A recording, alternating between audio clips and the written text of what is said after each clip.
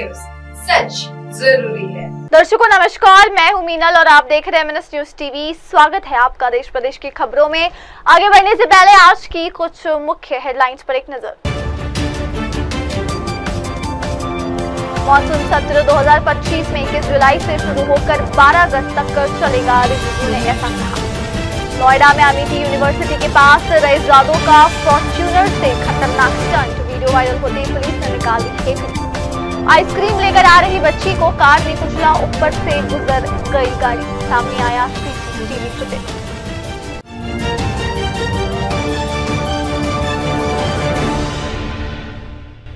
आप देख रहे हैं MNS न्यूज, सच जरूरी है। मॉनसून सत्र 2025 के मामले में 21 जुलाई से शुरू होकर 12 अगस्त तक चलेगा, रिजिजू ने दिया बयान। संसद का मॉनसून सत्र 21 जुलाई से शुरू हो रहा है। ये सत्र 12 अगस्त तक चलेगा। संसदीय कार्य मंत्री किरण रिजिजू ने बुधवार को इसकी जानकारी दी। जम्मू कश्मीर के पहलगाम में आतंकी हमले और ऑपरेशन सिंदूर के बाद विपक्ष लगातार संसद का विशेष सत्र बुलाने की मांग कर रहा है। इस बीच सरकार ने आज मॉनसून सत्र शुरू करने की घोषणा कर दी। दिल्ली हाईकोर्ट के न्यायाधीश न्यायमूर्ति यशवंत वर्मा के खिलाफ महाभियोग प्रस्ताव पर संसदीय कार्य मंत्री किरण रिजिजू ने कहा, न्यायमूर्ति यशवंत वर्मा के खिलाफ महाभियोग प्रस्ताव न्यायपालिका में भ्रष्टाचार से जुड़ा मामला, इसलिए इसमें किसी भी तरह की राजनीति की गुंजाइश नहीं है। हर पार्टी के लिए अलग अलग राजनीतिक रुख अपनाने की कोई गुंजाइश नहीं, इसलिए हम एकजुट रुख रखना चाहेंगे। संसद को इस मामले पर चर्चा करने और आगे बढ़ने के लिए एक साथ आना होगा, इसलिए मैं सभी राजनीतिक दलों के बीच आम सहमति बना रहा हूँ और मैंने प्रमुख नेताओं के साथ चर्चा शुरू कर दी है और मैं सभी से संपर्क करूंगा। इस सत्र पर सबकी निगाह रहेगी। पिछले कुछ सत्रों की तरह इस सत्र में भी विपक्षी दलों के नेताओं के द्वारा हंगामा किए जाने के आसार है। संसद सत्र के दौरान हंगामे से कामकाज काफी प्रभावित होता है। इससे पहले हुए सत्र के दौरान विभिन्न मुद्दों को लेकर विपक्ष ने सरकार का घेराव किया था। All the parties on impeachment motion against Justice Verma and for the new parliament session. Yes, the impeachment motion against Justice Yashwant Verma is a matter related to the corruption in judiciary. So there is no scope for any politicking. There is no scope for taking a separate political position for every party. So we would like to have a united stand. The Parliament as a whole will have to come together to discuss this matter and move forward.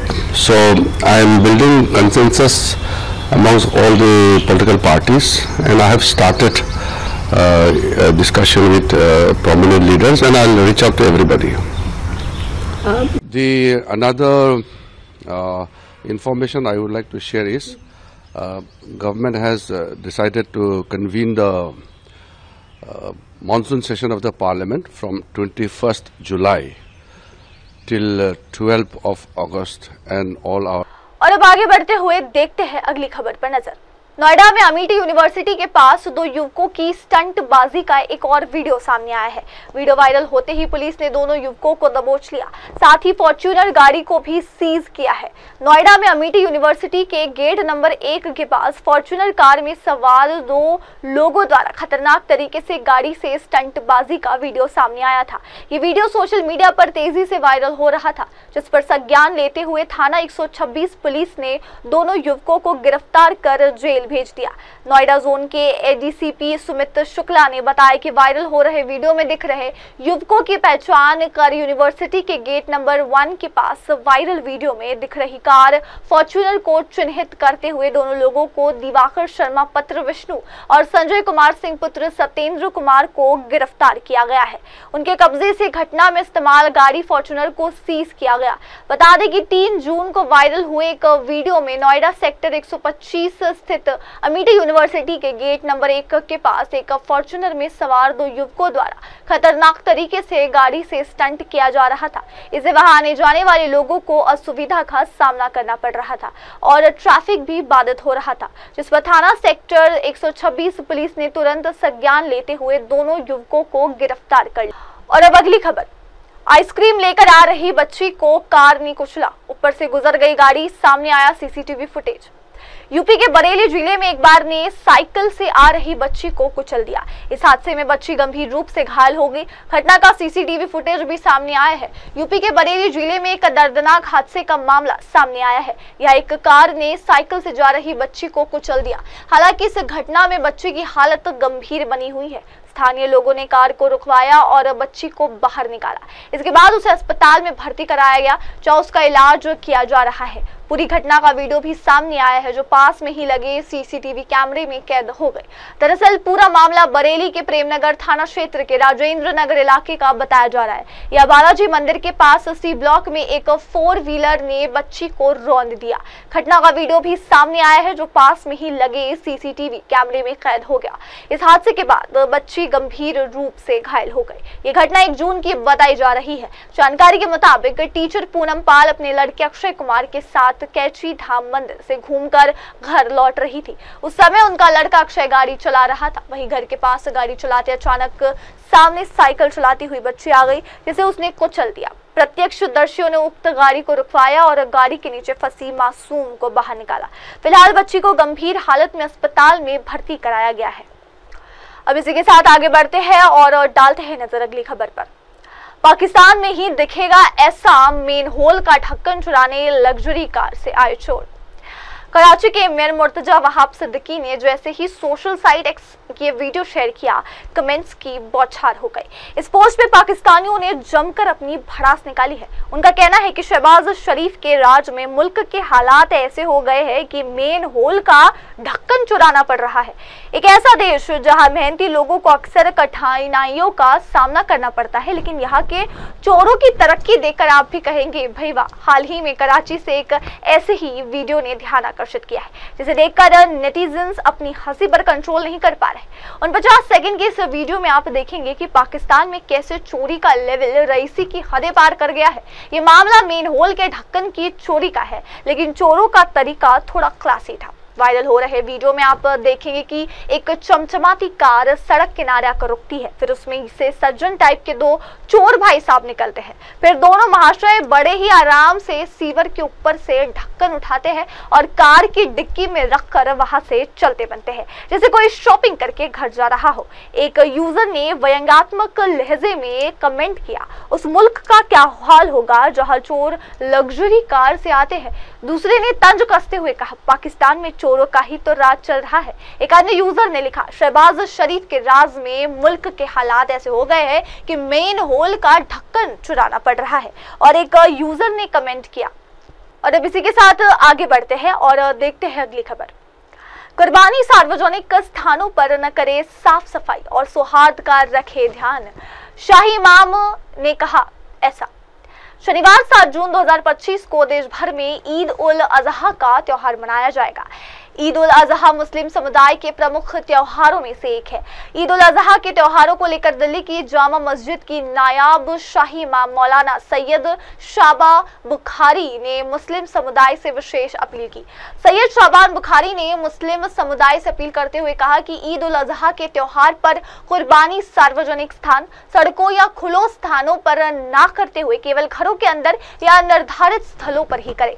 मौलाना बुखारी ने appeal में कहा कि कुर्बानी की तस्वीर, ये video आदि ना बनाए और ना ही किसी प्रकार की कुर्बानी से संबंधित वीडियो को सोशल मीडिया पर शेयर करें। उन्होंने कहा कि इस्लाम एक अमन और सुकून का मजहब है और हमारी जिम्मेदारी है कि अपने व्यवहार से इस बात को साबित करें ताकि किसी की भावनाएं आहत ना हो।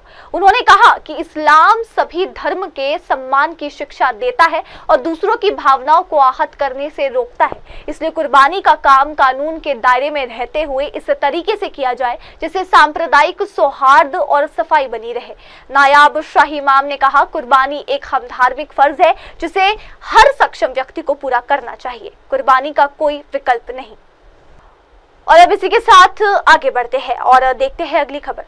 सरकारी स्कूलों के निर्माण में भ्रष्टाचार के मामले में मनीष सिसोदिया और सत्येंद्र जैन को एसीबी ने किया तलब। दिल्ली सरकार के स्कूलों में कक्षाओं के निर्माण में कथित भ्रष्टाचार को लेकर भ्रष्टाचार निरोधक शाखा यानी कि एसीबी ने दिल्ली के पूर्व मंत्रियों और आप नेता मनीष सिसोदिया और सत्येंद्र जैन को समन जारी किया है। सत्येंद्र जैन को 6 जून को एसीबी कार्यालय में बुलाया गया, जबकि मनीष सिसोदिया को 9 जून को पेश होने को कहा गया।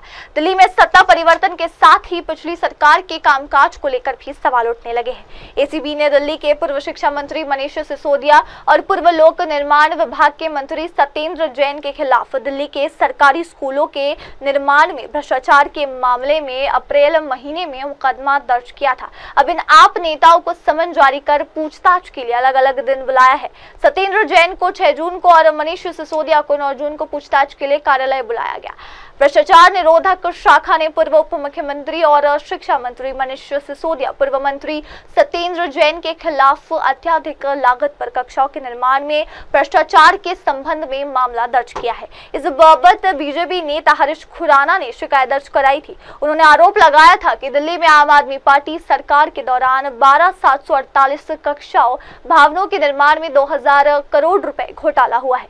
सीमेंट से बनी कक्षाओं की औसत लाइफ 75 होती है। इस बजट में सेमी पक्का संरचना का निर्माण किया गया, जिसकी अवधि 30 साल बताई गई है। कथित तौर पर परियोजना को आम आदमी पार्टी से जुड़े कुछ ठेकेदारों को दिया गया था। इसके बाद भी लागत में बढ़ोतरी हुई और निर्धारित समय अवधि के भीतर एक भी काम पूरा नहीं हुआ। टेंडर प्रक्रिया का पालन किए बिना सलाहकार और वास्तुकार नियुक्त किए गए और उनके माध्यम से लागत में वृद्धि की गई। और अब अगली खबर, पटना में सौर ऊर्जा परियोजना का शुभारंभ हो चुका है। सीएम नीतीश बोले सस्ती दरों पर बिजली समेत ये लाभ मिलेंगे। मुख्यमंत्री नीतीश कुमार ने कल पटना जिला अंतर्गत विक्रम लॉक कैनाल बैंक और सौर ऊर्जा परियोजना का शुभारंभ किया। उन्होंने कहा कि मुख्यमंत्री ने कहा कि राज्य सरकार जल जीवन हरियाली अभियान के तहत सौर ऊर्जा को बढ़ावा दे रही है। इसके लिए राज्य के विभिन्न नहरों, बांधों, नदी एवं तटबंधों के किनारे खाली पड़े स्थलों का सर्वे कराकर बड़े पैमाने पर सौर ऊर्जा संयंत्र का निर्माण कराया जा रहा है। उन्होंने कहा कि सौर ऊर्जा के उत्पादन से पारंपरिक ऊर्जा पर निर्भरता कम होगी, प्रदूषण रहित ऊर्जा को बढ़ावा मिलेगा, साथ ही कार्बन उत्सर्जन में कमी होगी एवं पर्यावरण संरक्षण में इसका लाभ मिलेगा। इस परियोजना के संचालन से स्थानीय लोगों को रोजगार मिलेगा और इससे आर्थिक लाभ भी होगा। उन्होंने कहा कि बिजली के क्षेत्र में हम लोगों ने कई काम किए, हर घर तक बिजली पहुंचा दी गई। लोगों को सस्ती, गुणवत्तापूर्ण एवं निर्बाध बिजली उपलब्ध कराने के लिए हम लोग लगातार काम कर रहे हैं। इधर विक्रम लॉक कैनाल बैंक सौर ऊर्जा परियोजना का मुख्यमंत्री ने निरीक्षण किया और परियोजना कार्य पद्धति एवं व्यवस्थाओं के संबंध में जानकारी ली। निरीक्षण के क्रम में अधिकारियों ने मुख्यमंत्री को बताया कि बिहार सरकार के जल जीवन हरियाली अभियान के 10वें अव्यय को ऊर्जा उपयोग को प्रोत्साहन एवं ऊर्जा के तहत हरित ऊर्जा के लक्ष्य को ध्यान में रखते हुए राज्य में सौर ऊर्जा संयंत्र लगाए जा रहे हैं। और अब अगली खबर, बलिदानी लखविंदर सिंह की पार्थिव देह पहुंची गांव। तिरंगे को सीने से लगाकर रोई पत्नी, हर आंख हुई नम। सिक्किम भूस्खलन में बलिदान हुए पीलीभीत के हवलदार लखविंदर सिंह, जो कि महज 38 वर्ष के थे, उनका पार्थिव शरीर बुधवार सुबह करीब 10:30 बजे गांव धुरिया लाया गया। तिरंगे में लिपटे बलिदानी पति को देख पत्नी रुपिंदर कौर बिलख पड़ी। उनकी गोद में 2.5 महीने की मासूम बेटी थी, वो भी बिलख रही थी। मासूम बेटा एकमजोत सिंह फूट फूट कर रोया। बुजुर्ग माता पिता बदहवास हो गए। ये दृश्य देखकर वहां मौजूद हर शख्स की आंखें नम हो गई। बलिदानी लखविंदर सिंह की पार्थिव देह को उनके घर के बाहर रखा गया। उनके अंतिम दर्शन करने के लिए हजारों लोग पहुंचे। प्रशासन, पुलिस की तरफ से अधिकारियों ने बलिदानी को पुष्प अर्पित कर भावभीनी श्रद्धांजलि दी। सेना के जवानों ने सलामी दी। इस दौरान भारत माता की जय, लखविंदर सिंह अमर रहे के नारे गूंजते रहे। कालीनगर तहसील के गांव धुरिया पलिया निवासी लखविंदर सिंह सेना में हवलदार थे। वर्तमान में उनकी तैनाती सिक्किम में थी। बीते दिनों वहां हुए भूस्खलन में लखविंदर सिंह बलिदान हो गए। सोमवार शाम उनके बलिदान होने की सूचना परिवार को मिली। और दर्शकों, अभी के लिए बस इतना ही। अब आगे बढ़ते हैं और लेते हैं एक ब्रेक के बाद आप देखेंगे आगे की खबरें मेरी सहयोगी शुभा के साथ और देखते रहिए MNS न्यूज टीवी। नमस्कार। आप देख रहे हैं MNS न्यूज, सच जरूरी।